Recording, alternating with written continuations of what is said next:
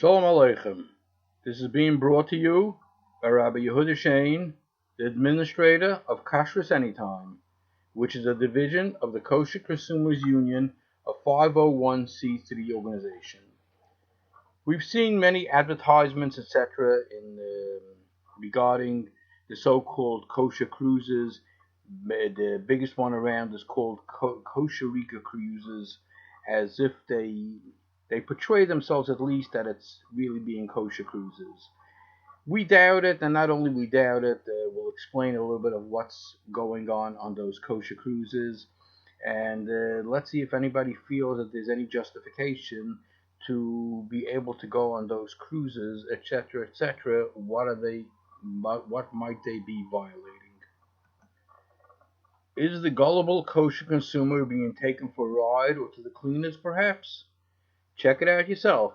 When one advertises a glatt kosher cruise, is that sufficient to join without any verification? Is the fact that they were popular rabbis, chazanim, scholars, and residents any level of comfort as far as kashrus reliability is concerned?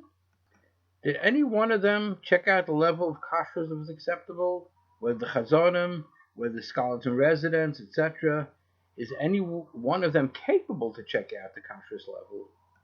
We are talking about cruise liners that have 2,500 to 6,000 guests, a crew of some 1,500 people, 10 stories high, with some 50 to 300 kosher guests among the other 4, 5, 6,000 people. For starters, a kosher certified would need a very large crew of mashgichim for these cruises, not just two. We question if it can be done at all. Sometimes there are things that are just plain not doable. We found that there's a number of Jungelite from Lakewood that join up with those cruises. They even have some people from here that are chazanim on the cruises, etc., etc. But that really doesn't give any justification to what's really going on. You know that what they have over there, they can't have any fire. Everything is done by electric. They, at a constant back and forth, they'll kasher a griddle with hot water only, even if it's a ben yaima, even if it's dirty, etc., etc. A griddle needs lib and chomer, but they don't have that. And they'll go from treif, they'll go from meat, they go to dairy, completely without any qualms or anything else like it. They'll use steam kettles that use the same boiler and the same steam that's cooking also non-kosher. That steam becomes non-kosher even though it doesn't physically touch the food, but because the chefs over there work side by side in the treif kitchen, and the so-called kosher part of the table that they're using with some minimal barrier, if any. We've had somebody that took a trip on one of these Kosher Rika ones. By the way, the one that so-called certifies the Kosher Rika for kashrus purposes, basically, is, I believe he's the brother-in-law of the one that runs the cruises. You can imagine already what goes on over there. One thing is they're very nizar v'tilas yadayim. You know why? Because, as the saying goes, one hand washes the other. As this person, who's a professional caterer in the catering line, and he was observing what was going on over there in the kitchen he was in there, he told me that the mashgichim don't have a handle what's going on. Every time that they have to bring something, because your refrigerators and your storage areas are located on different floors of the ship, and the guy comes in and he says, yeah, I got this from over here, I got this from over there, and this was from here. With when you open up a box of meat and you have it in the meat, and he says, yeah, I got it out of your box that was up over there, you did get it, you didn't get it, this and that.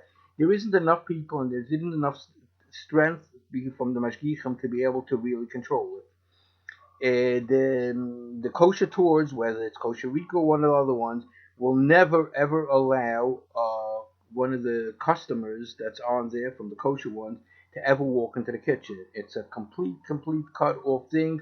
They'll say it's insurance, whatever else it is. It's all based on you shouldn't pick up, that it's literally impossible. Then they're doing that, but they got to give you fresh bread or whatever else it is. And the guy says, yeah, I made this in this oven, I made it in this oven, I took it out, I first made the kosher, and then I made the other ones, and I put it in. I didn't take it, put it in. With it. He, as a professional, he spent basically whatever it was, 4 or 5 days. He says that when he got onto the boat, it was very interesting. He asked the mashgiach. He was on the boat before the mashgiach when it came into port. They usually, when they come into port, they only stay there for a couple of hours, and then they fill up the ship and they're gone. You're talking about a half a day. It isn't possible for them to kasha. So the mashgiach says, no. What we had was we had a mashgiach that was coming on the way back, and he kashed from the last port to here. He kashed because a lot of the equipment had on there little stickers that was put on there these things are kosher. It doesn't have to be kosher. But he spoke to the people that were there on the boat beforehand, this caterer, and they told him there was nobody that kosher or anything. Just the regular gun. They just cleaned up the place. Nothing was kosher, etc., etc. Now, if you have, as I was addressing, the boiler, whatever else it is, with the steam kettles, and they have the steam returning steam, even though it doesn't physically touch the thing, but when the steam turns into condensate, it does take the blias from the treifa pots, and you use that to cook the kosher ones. So then the kosher ones become treif as well. So you don't really have anything that's there. I've written to a number of the rabbis that attended those kind of things and some of the chazonim. Some didn't bother responding, and some said, "What do you think that they're giving us non-kosher?" They are. So I asked, there was a number of them that I saw on there, like Rabbi Wild, Schneier, Riskin, Ear, Herring, Lipsky. They're all basically OU affiliated rabbis. And I asked them, does the OU allow this type of scandal? Why don't you take one time either that the OU should send down some of their professionals in food service, spend a couple of days on the ship, or rather they'll have to bring along their own food because they'll realize right away they can't eat anything on the boat, and let them give you in a report if there's any way of making this kosher. Just because the kosherika or one of these other fraudulent kosher cruises is giving you a free trip on there in order to publicize your name and etc. etc.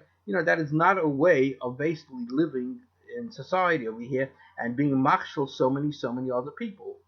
Yeah, in the same boat you have the famous Chazonim, Chazan Adler, Avram Fried, Helfgott, Lerner, Miller, Lipa Schmelzer, Stark, Flom from Lakewood. They all, did they ever ask that a reliable kashrus organization as the OU should run the kashrus? Not that they should be the guy's brother-in-law or anything else like it. I'm not going to get in, we know that a number of years ago we previously discussed the scandal that happened at the Star K cruise in Baltimore many years ago. Because what happened was over there, they gave Ashgacha to a caterer that ran kosher or non-kosher, which basically was a takon of a good sarabon from many years ago. You can't give Ashgacha to anybody that's running kosher or non-kosher, etc. But they gave the Ashgacha. And the good sarabon called down to Star K to discuss and hear answers and this and that. They kept on pushing them off. Hank Morgan, whatever else it is, and they never responded back to it because there was no answers to it. But I think if anybody wants, basically, it's the OU should stand up. A lot of that people are over there. They have qualified people to be able to set it up right or not set it up at all. It's interesting. You don't find any hotels for Pesach that are under the OU. Is it because there isn't any money over there? No, there's money. They're also looking to get that. But the OU comes in with the people that are familiar with the food service, and they say this is our guidelines, A, B, C, D. This is what it is, and if you can't comply with it, we don't give. And evidently, it seems that all the other hotels are basically getting whatever you call it. You want to call it the best money kashrus that can be bought, okay, but Lamaisa, they're not giving. And I don't see them giving over here. And I think that people should make a big tararam that they're not going to go on these treifa so-called kosher cruises unless they have a qualified hashgacha agency that's taking responsibility, not a brother-in-law of the guy. There's so many different halachas that you must consider when you go onto these things, besides the kashrus part of it, which I don't think it's a doable thing at all.